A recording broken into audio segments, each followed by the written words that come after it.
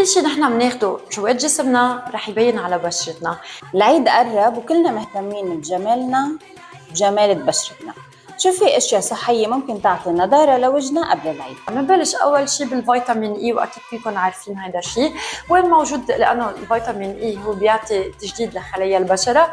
وين موجود الفيتامين اي؟ موجود بقلب المكسرات، واكيد نحن عم نحكي عن المكسرات النيه، عن موجود بقلب بذر الكتان، بذور الكتان، بقلب الافوكا. وعلى فكره الافوكا فيكم تحطوه كمان كماسك، ما بس تاخذوه كاكل. تاني شيء عنا نحن الفيتامين اللي هو الاي، تحديدا البيتا كاروتين.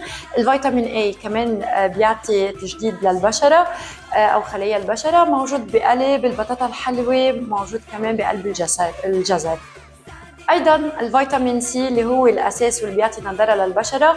الفيتامين سي موجود بقلب الحمضيات، بقلب المانجا، بقلب الكيوي. الحمضيات واي شيء نحن بنسميه اللون الاصفر ما بس بقلبه الفيتامين سي، كمان بيحتوي على الكولاجين. كرمال هيك كثروا من تناول هدول الاشياء قبل العيد.